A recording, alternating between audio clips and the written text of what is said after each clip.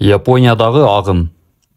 Такумилер, инженерлер, генийлер жана отакулар. Такуми өнөрпоз уста. Инженер ойлоп табуучулар жана атакунун аниме жана манга комикстин көрмандары. Жалпы окшоштугу эмнеде? Алар дайыма икигай менен ага берилүүнүн маанилүүлүгүн жакшы түшүнүшөт. Айрым япондор күжүрмөн көрүнгөнү менен чындыгында андай эмес экендигин айтышса да болбой, япондор өтө ишине берилген, жаны тынбаган кумурска сыяктуу деген кеңири таралган стереотип бар. Алар ишине баш оту менен кирип кетери же бир маселени чечмейинче орто жолдон басып кетпесинде эч шек жок. Япончо үйрөнө баштаганда алгачкы сөздөрдүн бири ганбару. Ал аягына чыгуу же болгон аракетиңди жумшап, тикеңнен тик тур дегенди билдирет. Япондор кадимки иштерге деле берилип баш оту менен киришет. Алар Нагано тоосундагы күрүч талааларында кылдат иштеген пенсионерлерден баштап, конбинисттелген дүкөндөрдө жуманын эс алуу күндөрү эмгектенген колледж студенттерине чейин баардыгы бирдей экендигин көрөбүз. Эгер Японияга барып калсаңыз, дээрлик ар бир иште ушуга көңүл бөлөрүн байкайсыз. Наха, Канадзава же Киотодогу кол эмгек буюмдарын саткан дүкөндөргө баш багыңыз. Япония салттуу кол эмгектин мурас казынасы экендигин билесиз. Япондор өнөрпоз дөөлөтүн жана ыкмасын сактоо менен жаңы технологияны жаратканга маш кайталангыс таланттуу эл. Такуми өнөрү. Toyota заводу айрым бураманын колу менен бурай ала турган өнөрпоздорду жумушка алат. Ал такумилер же кол өнөрчү адистер Toyota үчүн абдан чоң мааниге ээ. Алардын ордун эч ким баса албайт. Айрымдары ошол ыкманы аткара ала турган табылгыс кишилер. Ал өнөрдү жаш муунда өздөштүргүдөй эмес. Музыка ойнотуучу аппараттардын ийнеси да буга мисал. Алар бир гана Японияда өндүрүлөт. Мындай өзгөчө ийнени жасоодо техниканын кандай колдонуу керектигин билген адамдар саналуу эле. Аларда өнөрүн кийинки муунга өткөрүп берүүгө куштар. Хиросимага жакын Куманагого барганда такумилерге жолуктук. Батыштагы макияж кистинин белгилүү бренди үчүн фоторепортаж даярдоо максатында ал жакка барганбыз. Куманагого келген конокторду чоң кисти кармаган кишини көрсөткөн реклама тактасы тосуп алат. Кисти чыгарган заводдордон тышкары шаарда жер жемиш бакчасы бар чакан үйлөр толтура. Андан ары барсаң, тоонун этегинде жайгашкан Синто храмдары шаарды айланта курчап тургандыгын көрөсүң. Кас катар тизилген, элге жык толгон заводду сүрөткө тартып көпкө жүрдүк. Ар бир кистинин сабын боёо же кутучаларды жүк ташуучу машинеге жүктөө сыяктуу өз иши менен алек. Аңгыча эч кимдин кылканчаларды сапка бекитип жатканын көрбөгөндүгүбүздү аңдадык. Ал тууралуу сурап бир нече жолу айланып чыккандан кийин компаниянын президенти ал кандайча ишке ашаарын көрсөтүүгө макул болду. Ал бизди имараттын тышына алып чыкты да автоунаасына отургузду. 5 мүнөт жол жүргөндөн кийин дагы бир чакан имараттын жанына автоунаасын токтотуп, тепкич менен өйдө чыктык. Ал эшикти ачты. Биз чакан бөлмөгө кирдик. Анда терезелерден жагымдуу жарык кирип турат экен. Бөлмөнүн так ортосунда маска кийген аял бар экен. Анын көзү эле көрүнөт. Ал сапка ылайыктуу кылканчаны бирден тандаганга ушунчалык көңүл коюп, колдору менен манжалары тыпылдап, кылканчаларды тегиздөө үчүн кайчы менен таракты колдонуп жатыптыр. Биздин кирип келгенибизди байкаган да жок. Ал ушунчалык тез кыймылдагандыктан эмне кылып жаткандыгын айырмалоо оңой эмес эле. Компаниянын президенти ал иштеп жатканда биз сүрөткө тартаарыбызды билдирип, ишин бир азга токтото туруусун суранды. Анын оозун биз көргөн жокпуз, бирок көзүндөгү нурунан, шаңдуу үнүнөн анын жылмайып тургандыгы билинип турду. Кызматкер өз ишинин жоопкерчилигин айтып берип жатканда жайдары жана сыймыктуу болуп көрүндү. Анын кыймыл аракетин объективге кармап калуу үчүн шыкылдатып тартып турдук. Кызматкердин колдору бийлеп, ал колдонгон аспап жана сорттоп жаткан кылканчалар менен бирдей агымда болуп жаткандай туюлуп турду. Ал башка имаратка өзүнчө бөлүнгөнү менен компаниядагы эң маанилүү адам экендигин президент бизге билдирди. Компаниядан чыккан ар бир кыл калемдин ар бир кылканы ушул адамдын колунан өтөт экен. Стив Джобс Японияда. Apple компаниясынын негиздөөчүсү Стив Джобс Япониянын күйөрманы болгон. Ал компаниясын түптөгөн убакта 1980-жылдары Sony заводуна барып, алардын ыкмаларын гана өздөштүрүп тим болбостон, Киотодогу Япон ак чопосунун жөнөкөйлүгүнө жана сапатына ашык болгон эле. Айтмакчы, Киотолук өнөрпоз эмес, тоймалдык Юкио Сакунага аттуу Такуми Стив Джобстун ышкысын ойготкон эле. Ал сейрек адамдар биле турган Эччу Сетояки техникасын колдончу. Джобс Киотого барганда Сакунаганын эмгектеринин көргөзмөсү тууралуу угат. Сакунаганын ак чопосунда бир өзгөчөлүк бар экендигин дароо түшүнөт. Чындыгында ал бир топ чыны, ваза, тарелка сатып алат да, ошол жумаада көргөзмөгө 3 жолу барат. Джобс жашоосунда бир нече жолу Киотого эргүү издеп барып, Сакунаганын өзү менен жолугат. Стив Джобс ага даярдоо процесси, ак чопонун кайсы түрү колдонулары тууралуу көп суроо берген деп айтылат. Сакунага Тояма префектурасындагы тоолордон алынган ак чопону колдоноорун, анын табылган жеринен акыркы формасына чыныгы Такуми болгонго чейинки фарфор буюмдарынын даярдалуу процесси менен тааныш жалгыз сүрөткер кылаарын түшүндүрдү. Джобс ушунчалык таасирленгендиктен Сакунага чопо алган тоону көрүш үчүн Тоямага барууну ойлонот. Бирок Киотодон ал жакка поезд менен 4 сааттан ашык жол жүрүү керектигин укканда оюн өзгөртөт. Анын ишин iPhone'ду жараткан адамдын жактырганына абдан сыймыктанаарын Джобстун өлүмүнөн кийин интервьюсунда Сакунаганын айткан жайы бар эле. Джобс акыркы жолу андан 12 чыны сатып алгандыгында кошумчалаган. Ал кандайдыр бир жаңы стилдеги өзгөчө нерсе сураптыр. Сакунага жаңы идеяларын ишке ашыруу максатында 150 чыны жасаган. Алардын ичинен 12 мыкты чынны тандап, Джобстун үй бүлөсүнө жөнөткөн. Японияга болгон алгачкы сапарынан баштап эле ал өлкөнүн өнөрпоздоруна, инженерлерине, өзгөчө Sony философиясына, өзгөчө дзен тамак ашына, өзгөчө суши. Джобс ушунчалык суктанып таасирленчү. Кылдат жөнөкөйлүк. Япония өнөрпоздору, инженерлери дзен философиясы жана тамак ашынын кандай орток окшоштугу бар. Жөнөкөйлүк жана майда деталдарга маани берүү. Бул жалкоолуктун жөнөкөйлүгү эмес, бирок жаңы бийиктиктерди багынтууну көздөгөн кылдат жөнөкөйлүк. Өзүнүн икигайына жараша нерсени, бою менен акыл эсин же тамак ашын жаңы деңгээлге чыгарат. Csikszentmihalyi агымга кирүүчү ачкыч бул жеңи өтө турган тоскоолдуктардын болушу деп айтаар эле. Жиронун суши жөнүндө кыялы аттуу документалдык фильм дагы бир Такуми мисалы болуп бере алат. Бул жолу кухняда, андагы башка каарман 80 жыл бою күнүгө суши жасашу.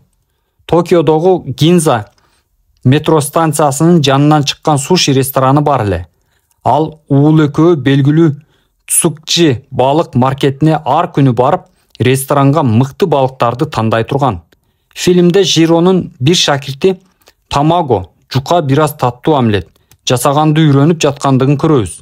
Ал канчалык аракет кылбасын, Жиронун мактоосуна татый албайт. Ал ошол максатына жеткенче жылдап аракетин уланта берет. Эмне үчүн шакирт баш тартып кетип калбайт? Ал ар күнү жумуртка бышыргандан тажабайбы? Жок, анткени суши жасоо анын икигайы. Жиро да, уулу дагы ашканада чеберлер. Тамак жасагандан тажашпайт. Алар агым абалына жетишет. Ашканада өздөрүн бактылуу сезишет. Ушул нерсе алар үчүн жыргалчылык, алардын икигайы. Алар кылган ишинен рахат алышат. Кеткен убактысына да кайыл. Дайыма чогуу жүргөн ата бала туугандык мамиледен тышкары тынч, бейпил чөйрөдө иштешет. Ал ойлорунун чачкын чаржайыт эмес, жыйынтыктуу болуусуна өбөлгө түзөт. Мишлен тарабынан 3 жылдыздуу даражага ээ болгондон кийин деле башка жерлерге ресторан ачып, бизнесин кеңейтүү тууралуу ойлонушкан жок. Чакан ресторанда бир учурда 10 кардарды тейлешет. Жиронун үй бүлөсү акча көп табууну көздөбөйт. Жумуштагы жакшы шартты баалашат. Ошондой атмосферада дүйнөдөгү мыкты сушини даярдап жатып, өз агымы менен ага алышат. Юкио Сакунагага окшоп, Жиродагы ишти булак башатынан баштайт. Ал мыкты тунец балыгын табуу үчүн маркетке барат. Сакунага мыкты ак чопону табуу үчүн тоого барат. Алар ишке киришкенде жаратып жаткан нерсе буюм менен жаны бир болот. Буюм менен жуурулушкан адамдын абалына жетүү япондор үчүн өзгөчө мааниге ээ. Анткени синтоизмге ылайык токой, бактарак жана буюм нерселердин да жаны бар. Ал ками деп аталат.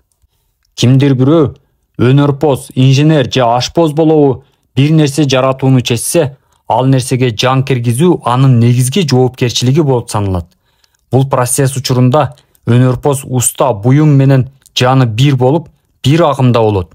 Темир уста темирдин жаны бар деп айтмак. Карапа жасаган адамда чопонун жаны бар демек. Япондор табият менен технологияны айкалыштырганга уста. Адам табиятка каршы эмес, ошондуктан экөөнүн бирге чогуу болуусу маанилүү. Гиблинин аарулугу. Табият менен таттуу мамиледе болууда синто баалуулугу жоголуп баратат деп айткандар бар. Ушул жоготууну катуу сынга алгандардын бири өзүнүн өзгөчө икигайы бар сүрөтчү Хаяо Миядзаки. Ал Гибли студиясы тарабынан анимацияланып чыгарылган фильмдердин мүдүрү. Анын дээрлик баардык фильмдеринде адамзаттын, технологиянын, фантазиянын жана табияттын кагылыш абалын көрөбүз. Анан акыр аягында 9 толгоо бир келет. Ар бактарды ээрчип кеткендер аттуу фильмде азапка салган метафоралардын бири таштанды менен оронгон толук, семиз арбак дарыялардын кирдешинен кабар берет. Миядзакинин фильминде токойлор инсандар сыяктуу өзгөчө мүнөзү бар. Бак-дарактын сезимдери бар. Роботтор чымчыктар менен достошот. Япон мамлекети тарабынан улуттук мурас катары эсептелинген Миядзаки искусствого өзүн арнап койгон ушунчалык жөндөмдүү сүрөтчү. Ал 1990-жылдардын аягында чыккан эски үлгүдөгү телефон колдонот. Өзүнүн командасына сүрөттү колго тарттырат. Ал компьютерди колдонбостон кичинекей деталь болсо да кагаз бетине түшүрүп сүрөт тартып, өз агымына кирүү аркылуу фильм жаратат. Режиссердун ушундай тартипти кармандагандыгы үчүн Гибли студиясында баардык өндүрүү процесси традициялык техникаларды колдонуу аркылуу гана ишке ашканы дүйнөдөгү сейрек студияларга кирет. Жекшемби күнү да бушта тыгылып алып, тер төгү иштеп жаткан жалгыз жарым бирөөнү көрүү көнүмүш иш экенин жөнөкөй кийимчен адам баш көтөрбөстөн «Охайо салам» деп учурашканын Гибли студиясына келип кеткендер 5 колдой жакшы билишет. Миядзаки ишин ушунчалык ардактагандыктан жекшемби күндөрү да студияда убактысын өткөрөт. Ал өз икигайын баардыгынан жогору коюп, агым абалынан рахат алат. Кандай гана жагдай болбосун, кызуу кандуулугу менен белгилүү Миядзакинин өзгөчө сүрөт тартып жатканын алагды кылбоо керек экендигин да келген кардарлар билишет. 2013-жылы Миядзаки пенсияга чыга тургандыгын жарыялады. НHK каналы анын урматына жумуштагы аркыркы күндөрүн чагылдырган документалдык фильм даярдады. Ал фильмдин дээрлик бүт сценасын тартып жаткан. Бир эпизоддо анын бир топ кесиптештерин жыйналыштан чыгып келе жаткан учуру бар экен. Миядзаки болсо бурчта эч кимге көңүл бурбай сүрөт тартып жатат. Башка эпизоддо 30-декабрда Япониянын улуттук майрам күнүндө ал жумушка келип, Гибли студиясынын эшигин ачып жаткандыгы учуру жүрөт. Ал таң атпай эч ким жокто сүрөт тартып убакыт өткөрүү үчүн келди. Миядзаки сүрөт тартмайын тура албайт. Ал пенсияга кеткенден кийинки күнү эс алууга кетип же үйдө отурбастан Гибли студиясына келип сүрөт тартканын отурду. Кесиптештери эмне айтаарын билбей, сыр билгизбей жүрүштү. 1 жылдан кийин ал эч кандай көркөм тасма тартпай тургандыгын, бирок акыркы демине чейин сүрөт тарта берерин айтты. Кылган ишинен рахат алган адам 2 колун бооруна алып тура алабы? Пенсияга чыгып кетеби? Дербиштер. Бир эле япондор ушундай касиетке ээ эмес. Дүйнө жүзү боюнча күчтүү икигайы бар сүрөткерлер, илимпоздор толтура. Алар өлгөнгө чейин сүйгөн ишин жасай беришет. Альберт Эйнштейн жазган акыркы нерсе ааламдагы бардык күчтөрдү бир теорияга сыйдырууну каалаган формула эле. Ал келбес сапарга кетерде деле эмнени кааласа ошону кылып турду. Анын айтымы боюнча, эгер ал физик болбосо, музыкант катары бактылуу болмок. Ал физика же математикага көңүл койбогон маалда скрипка чертип рахаттанчу. Формуласынын үстүнөн иштеп жатып же музыкасын ойноп жатып, агым абалына жеткенде анын икигайы ага чексиз рахат тартуулачу. Көптөгөн ушундай сүрөткерлер элден четтеп, жалгыз жүргөндөй көрүнүшү мүмкүн. А бирок алар чындыгында бакыт тартуулаган убакытты үнөмдөшүүдө. Алар агымдын принциптерин жашоосунда чегине жеткире колдонгондугу менен башкалардан айырмаланып турушат. Ушундай сүрөткерге дагы бир мисал жазуучу Харуки Мураками. Ал жакын достору менен гана көрүшөт. Японияда эл алдында абдан сейрек чыгат. Мейкиндигин коргоо, айлана чөйрөсүн көзөмөлдөө, Эгер икигай менен бир агымга болгусу келсе, алагды кылган нерселерден арылуу канчалык мааниге ээ экендигин сүрөткерлер билишет. Кичинекей агым турмуш түйшүгүнөн да рахат алуу. Кир жуу, чөп чабуу же кагаз иштерин аткаруу керек болуп атат дейли. Анда эмне болот? Мындай турмуштук зарылчылыгы бар түшүнүктөрдү жагымдуу кылуунун жолу барбы? Синдзюку метро станциясына жакын жерде Токионун нейрондук борборлорунун биринде супермаркет бар. Ал супермаркет эмдигиче лифт операторун жумушка алат. Лифттер кадимки стандарттуу келет. Кардарлар өздөрү лифтти башкара алышмак, бирок супермаркет лифттин эшигин ачып, кнопкасын басып, лифтке түшүп баратканда ийилип турган тейлөө кызматын көрсөткүсү келет. Эки жактан сураштырсаңыз, лифт оператору 2004 жылдан бери бир кызматты аткарып келе жатканын билесиз. Жүзүндөгү жылмаюу менен ал дайыма ишин берилип аткарат. Ал кантип эле ушул ишти жактырсын? Дайыма кайталанган ишинен тажабайбы? Жакындан байкоо салсаңыз, лифт оператору кнопканы гана баспастан, анын ордуна ал бир катар кыймыл аракетти кылаары белгилүү болот. Ал ырдап саламдашат да, ийилет. Анан кош келдиң дегенсип колун булгалайт. Андан кийин кардарга чай сунуп жаткан гейшага окшош көрктүү кыймылы менен кнопканы басат. Ксиксент Михайлы муну кичинекей агым деп атайт. Класстык бөлмөдө же конференцияда баардыгыбыз эле бир жактуу иштен тажай баштайбыз да, өзүбүздү алаксытуу үчүн сүрөт тартып чиймелей баштайбыз. Же дубалга чиймелеп жатканда токтотушат. Эгер бизге бир нерсе чындап кызыктуу болсо, биз жадагандыктан башка нерсе менен алаксыганга аракет кылабыз. Бардыгыбызга ушундай иштерди жасоого туура келгендиктен, кадимки күнүмдүк иштерди кичи агым моментине биз жактырган нерсеге айлантуу жөндөмдүүлүгүн өзүбүзгө бакыт тартуулаган ачкыч болуп саналат. Жада калса Билл Гейтс ар күнү кечинде идиш жууйт. Ал ушундан рахат алаарын айтат. Идиш жууганда ал жыргап, мээси сергип, күндөн күнгө жакшыраак, өзү койгон эрежелерге ылайык жууганга тырышат. Мисалы, тарелкаларды биринчи, андан кийин вилкаларды, андан дагы башкасын. Бул анын кичи агымынын күнүмдүк моменти. Эң кыйын физиктердин бири Ричард Фейнман да күнүмдүк иштерди аткаруудан рахат алган. Даниэл Хиллис ой жүгүртүүчү, машинелер суперкомпьютер өндүрүүнүн негиздеген адамдардын бири. Дүйнөгө атагы чыгып калган кезде жарыш процесстерди аткара турган компьютердин үстүнөн иштөө үчүн Фейнманды жалдайт. Фейнман биринчи күнү келип иш тууралуу "Макул босс, мен милдетим эмне?" деп сураганын Хиллис айтат. Алар ага эч нерсе даярдашкан эмес эле, ошондуктан математикалык маселени чыгарып турууну суранышат. Өзүнө ылайыксыз тапшырма берип жаткандыгын Фейнман түшүнүп, бул болбогон иш, мага жасай турган бир нерсе берсеңер деп суранат. Ошентип Фейнманды кеңсе буюмдарын сатып келүү үчүн жакынкы дүкөнгө жөнөтүшөт. Ал ишти жүзү жаркырап жылмаюу менен аткарат. Маанилүү иши жокто же мээси бир аз эс алдыруу үчүн Фейнман кичи агымга, мисалы, дубалдын бетине сүрөт тартуу сыяктуу агымга берилип кетчү. Бир топ жумадан кийин ой жүгүртүүчү машинелердин кеңсесине келген кардарлар тобу Нобель сыйлыгынын лауреатына дубал сырдатып, кара жумуш кылдырып атасыңар деп наразы болушту. Кыска өргүү, медитация аркылуу эс алуу. Мээни машыктыруу агым абалына тез жеткирет. Сүкүт чалуу менталдык булчуңду көнүктүрүүнүн бир жолу. Медитациянын түрлөрү көп, бирок алардын баарынын максаты мээни эс алдыруу, ойлорубузга, эмоцияларыбызга байкоо салуу, бир нерсеге көңүл коюу. Негизи машыгуу арткы омурткаңды түз кылып отуруп, дем алууга көңүл бөлүүнү камсыздайт. Бул баардыгынын колунан келет. Бир сессиядан кийин айырмасын сезе баштайсың. Мурдуңдун ичине кирип чыгып жаткан абага көңүл коюп жатып, мээге келген ойдун агымын азайтып, менталдык мейкиндигиңди тазалап жатасың. Жаачынын купуя сыры. 1988 жылдагы Олимпиада оюндарында жаачылык боюнча алтын медалды түштүк кореялык 17 жаштагы кыз жеңген. Андан кантип даярдангандыгын сурашканда, машыгуунун эң маанилүү бөлүгү катары күнүнө 2 саат сүкүт чалганын, медитация кылганын айткан.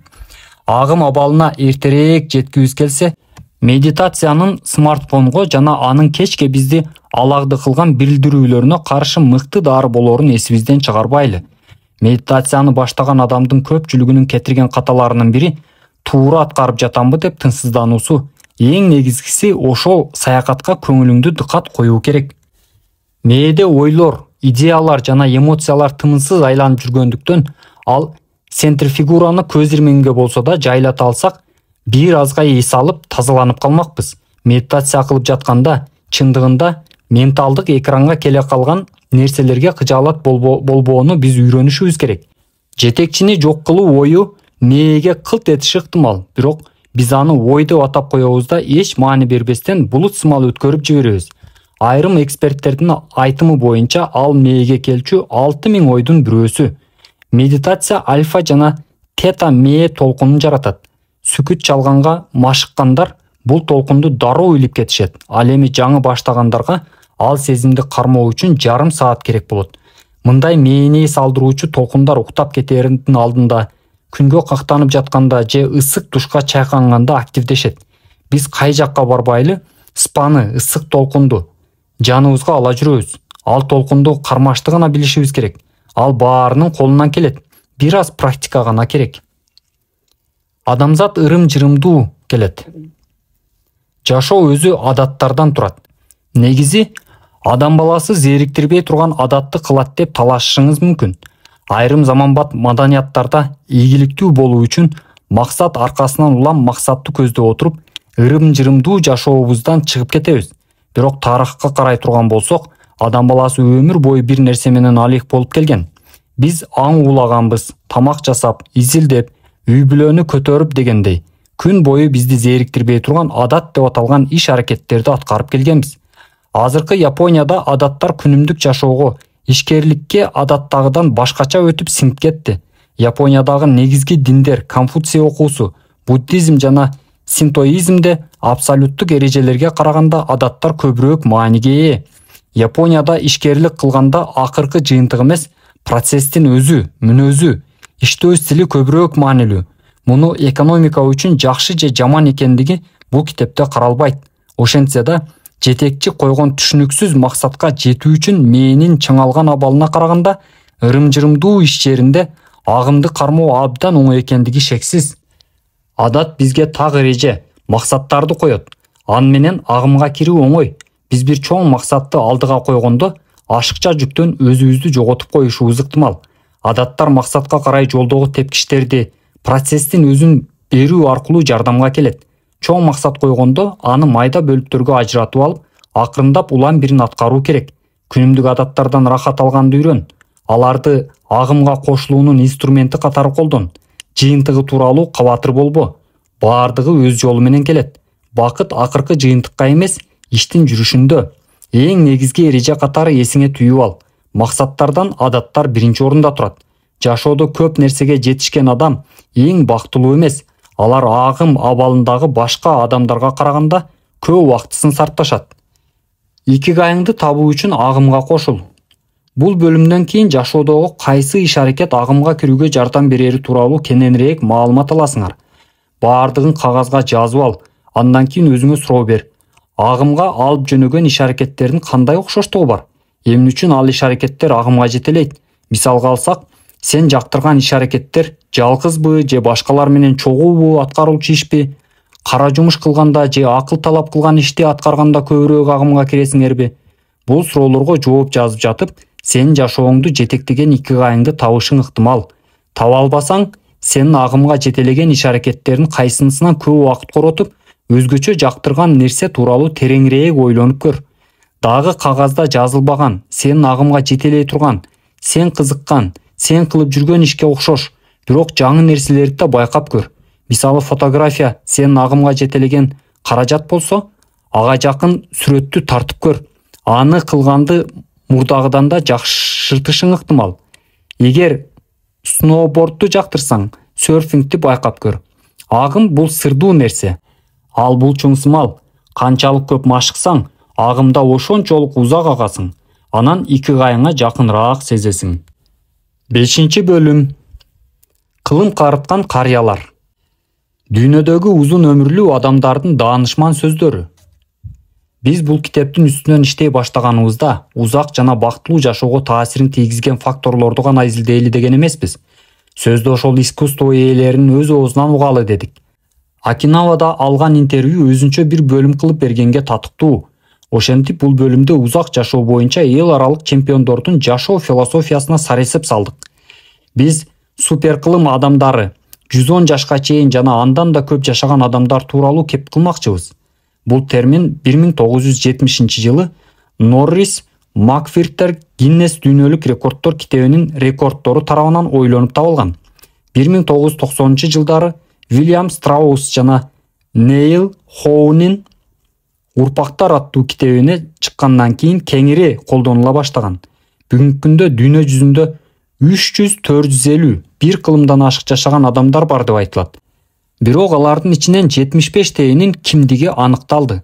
Алар укмуштуудай эрендер, супергерой деле эмес, бирок күтүлгөн жашоо узактыгынын орто эсебинен көбүрөөк узак сүрүп жаткандыгы үчүн биз аларды укмуштуу эрендердей кабыл алышыбыз керек. Дүйнө жүзүндө өмүр сүрүү курагы узарса, узак жашагандардын да саны артмак. Сергек жана максаттуу жашоо ошол катарды толуктаганга жардам бермек. Алардын айрымдарынын айткандарына назар салалы. Мисао Окава 117 жаш. Тамактан жана укта, ошондо узак жашайсың. Эс алганды үйрөнүшүң керек. Геронтология изилдөө группасынын айтымы боюнча 2015-жылдын апрель айына чейин дүйнө жүзү боюнча эң узак жашаган адам Мисао Окава болгон. Ал 117 жыл, 27 күн жашап, бейтапканада көз жумган. Текстил соодагеринин кызы Мисао 1898-жылы Испания, Куба жана Филиппин колонияларынан кол жууган. Гавай аралдары акшга кошулуп, Пепси-кола чыгарылган жылы жарык дүйнөгө келген. 3 кылымдын тамагын ичкен аял 110 жашка чейин өзүнө өзү кам көрчү. Андан өзүнө кандайча кам көрүү тууралуу адистер сураганда жөн гана суши жеп укташ керек деп жооп берген. Анан жашоону сүйүш керек деп кошумчалады. Узак жашоонун сыры эмне деп сураганда, мен ошону өзүмдөн сурайм деп жылмайып жооп берген. Япония узак жашагандардын өлкөсү дегендин дагы бир далили катары, ошол эле жылдын июль айында Сакари Момой 112 жыл, 150 күн жашап, о дүйнөгө сапар алган. Ошол убакта ал 57 аялдан кичүү болсо да, эң узак жашаган эркек болуп калды. Мария Каповилла 116 жаш. Мен өмүр бою эт жеген жокмун. 1989-жылы Эквадордо төрөлгөн Мария Каповилла Гиннес рекорддор китебине эң узак жашоочу катары катталган. Ал 2006-жылы пневмониядан каза тапкан.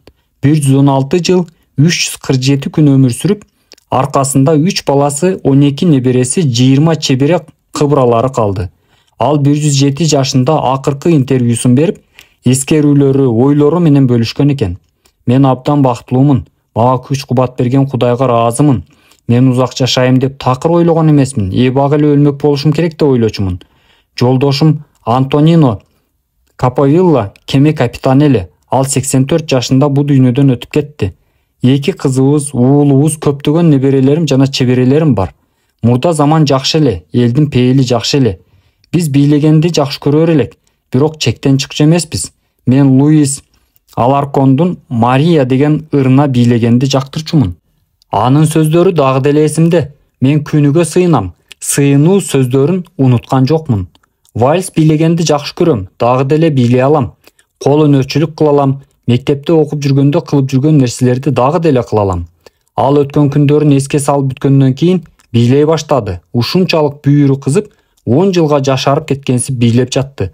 Андан узак жашоонун сырын сурашканда, ал жөн гана узак жашоонун сыры эмне экендигин айта албайм. Бир билгеним, өмүр бою эт жеген жокмун. Сыягы ошондон окшойт деп жооп берди. Жан Кальмент 122 жаш. Бардыгы сонун. Франциянын Ариль шаарында 1875-жылы төрөлгөн Жан Кальмент 1997-жылдын 4-августуна чейин жашаган. Тарыхта 122 жыл өмүр сүрүп, эң узак жашаган адам катары аты калды. Ал Метхусела менен жарыштым деп азилчыны аралаш айтты. Туулган күндү майрамдоо боюнча рекорд койду десек жаңылышпайбыз. Жан бактылуу жашоосунун акыркы күндөрүндө өз ажалы менен көз жумду. Жашоосунда өзүнө эч кандай чектөө койгон жок. 100 жашына чейин велосипед тепти. Батиринен кичине өрт чыгып, кырсыктагандан кийин атайы кам көрүүчү жайга барууга макул болуп, 110 жашына чейин өзүнө өзү кам көрдү. Ал катарактанын айынан тамекини оозуна тиштей албай калганда 120 жаш курагында тамеки тартканды таштады. Анын узак жашоосунун купуя сыры тамаша азилинде эле 120 жылдык юбилейинде менин көзүм көрбөйт, кулагым укпайт, өзүмдү жаман сезем, бирок баардыгы сонун деп айткан. Вальтер Бьюринг 114 жаш. Денеңди жана мээңди бирдей иштетишиң керек. 1896-жылы Миннесотада жарык дүйнөгө келген Вальтер Бьюринг өз башынан 3 кылымды өткөрдү. Ал 2011-жылы табигый себептерден улам өлдү. Анын 2 аялы болуп, темир жолдо 50 жыл эмгектенген. 83 жашында Монтанадагы карыялар борборуна барып, өмүрүнүн акырына чейин ал жакта калды. Бул киши АКШда төрөлгөн эң узак жашаган, жашы такталган экинчи адам болуп калды. Вальтер өмүрүнүн акыркы жылдарында берген интервьюларында узак жашоосунун сыры баарынан да күнүндө 2 эле жолу тамактанып, алынын келишинче иштегенинде экендигин айтып келген. Денең менен мээңди бирдей тең иштетишиң керек. Ошондо узак жашайсың деп 112 жашында айткан эле. Ал күнүгө көнүгүү аткарат. Бьюрингдин дагы бир сыры башкаларга жардам берген адаты жана өлүмдөн коркпогондугу. 2010-жылы Associated Press'ке берген интервьюсунда өлүм ак эмеспи? Айрым адамдар өлүмдөн коркушат. Өлүмдөн коркпогула. Биз өлүш үчүн жаралганбыз деп айткан. 2011-жылы келбес сапарга кайтаардан мурун, эгерде жакшы болбосом, кеткеним эле оң, Кудайга сөз бердим деп кечилге айтканын аңыз кылып жүрүштү. Александр Имих 111 жаш. Мен али өлө элекмин. Александр Имих 1903-жылы Польшада жарык дүйнөгө келип, АКШда жашаган химик, парапсихолог болгон. Андан улуу адам 2014-жылы көз жумгандан кийин ал дүйнө жүзү боюнча өздүк маалыматы такталган эң каары адам болуп калды. Ошондон көз узабай эле айында көптү көргөн узак жашоосун артка калтырып алда дүйнө салды. Баарынан да Имих узак жашоосунун сырын ичимдик ичпегенден улам деп ойлойт. Дүйнөдөгү эң каары адам деп жарыяланганда мен тим эле Нобель сыйлыгын жеңип алган жокмун да. Ушунча жашка чыгам деп 3 уктасам түшүмө кирген эмес деп айткан эле. Узак жашоонун сыры эмнеде деп сурашканда, билбейм, дегинкиси мен өлө элекмин деп жооп берген. Икигай сүрөткерлери. Узак жашоонун сыры айтмакчы укмуш эрендерге эле камтылган эмес. Гиннес рекордтор китебине катталбаган, жашы бир топко барган адамдардын саны абдан арбын. Алар бизге жашоонун маңызын жана күч-кубатын тартуулай турган эргүү жана идеяларды сунушташат. Мисалы, пенсияга чыгып кеткендин ордуна икигайынын чырагын көтөрүп жүргөн сүрөткерлер ушундай эле касиетке ээ. Искусствонун кайсы гана түрү болбосун, ал бакыт тартуулай турган, күндүн максатын көрсөтүп турган икигай болуп эсептелет. Сулуу, кооз нерсеге суктануу, жан жаратуу бекер, адам баласынын колунан келе турган иш. Япон сүрөткери Хокусай укиё-и стилинде жыгачка чегип сүрөт тартчу. Ал 18-кылымдын ортосунан 19-кылымдын жарымына чейин, тактап айтканда 88 жыл өмүр сүрдү. Ал Фузи тоосунун 100 башка көрүнүшү аттуу китебинин биринчи басылышында мындай эскерме жазган.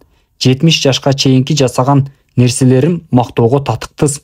73 жашымда гана табигаттын, жан жаныбарлардын, чөптүн, бак-дарактын, куштардын, балыктардын жана курт-кумурскалардын түзүлүшүн аңдай баштадым. 80 жашка келгенде дагы жасай турчу нерсе көп эле. 90 жашымда бүт нерсенин сырын өздөштүрдүм деп ойлойм. 100 жашымда эң мыкты деңгээлге жетишим керек. Анан 110 жашка келгенде ар бир чекитим, ар бир чийимим жашоо менен үндөшүп турган нерселерди кылам. New York Times гезити үчүн Камиль Свининин сүрөткерлерден алган интервьюларындагы шыктандыруучу сөздөрү төмөндө топтоп бердик.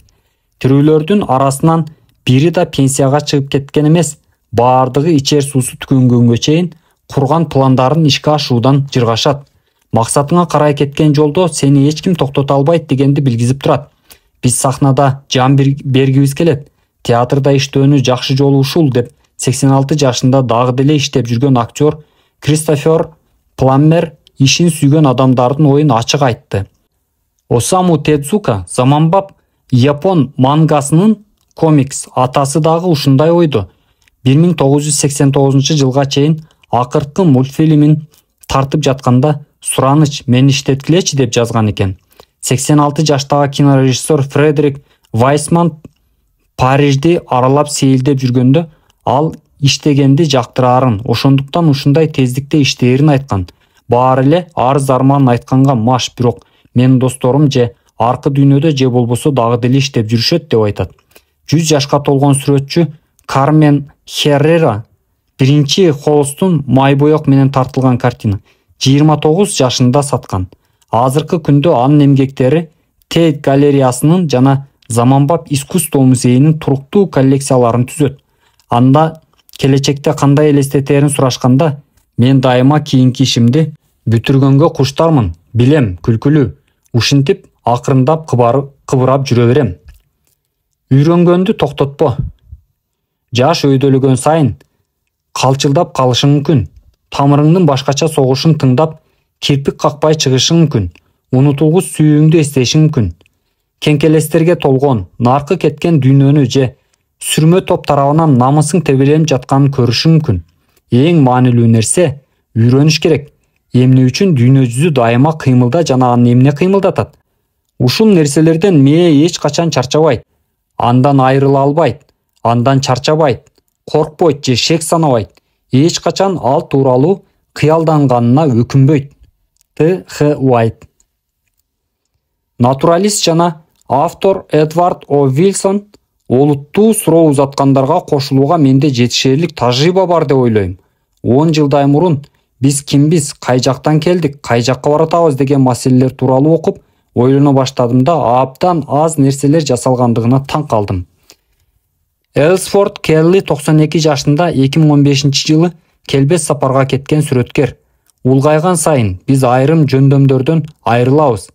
Бир жагынан алганда бул миф, анткени анын ордуна биз башка жөндөмдү, тактап айтканда байкоо салганды өздөштүрүп алат экенбиз. Улгайган сайын көбүрөөк көрө баштайсың. Ар күнү мен улам жаңы нерсени көрө берем. Ошентип жаңы сүрөт картиналарым жаралат деп айткан. 86 жаштагы архитектор Франк Гарри кээ бир имараттарды курганга сен жалданган күндөн баштап бүтүргөнгө чейин кеткен 7 жылга сенин сабырдуу мамилеңе жардам берерин эскертет. Айтмакчы, Гуггенхайм Билбао музейине жооптуу адам мындагы жана азыркы жашоо жолун билет. Учурчак менен жашайсың, артка кайрылмай жок. Эгерде сен жашап жаткан мезгилиңде болсоң, көздү чоң ачып, кулакты түрүп, айланаңда эмне болуп жатканына көз сал, гезит оку, ошонун өзү өз мезгилиңде жашап жатканыңды билдирет. Япониядагы узак жашоо.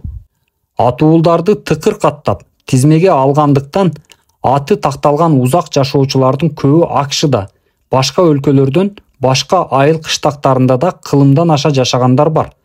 Кылымдын алмашына байкоо салган чет жактагы эл бейпил жашоодо күн көрө беришет. Узак жашоо боюнча Япония алдыда экендигине шек жаратпайт. Күтүлгөн өмүр сүрүү курагы жогору көрсөткүчтөргө жетти. Жагымдуу диета менен катар салмакты сактоо системасы жана узак жашоо япондордун маданияты менен тыгыз байланышта экендигине өзүбүз күбө болгонбуз. Диетасын ийне жибине чейин иликтейбиз. Саламаттык сактоо системасында эл оорунун алдын алуу үчүн үзгүлтүксүз доктурга барып кароодон өтүп турат. Жашоосунун акыркы күнүнө чейин активдүү жашоо жана жамаатчыл сезими узак жашоонун сырын түзөт. Иштөөгө зарылчылык болбогон күндө да бир нерсе менен алек болуу үчүн икигайнын өмүр бою сени коштоп турган коомчулук жана өзүң үчүн жагымдуу жана керектүү бир нерсе кылууга түрткү бере турган максаттын болушу маанилүү.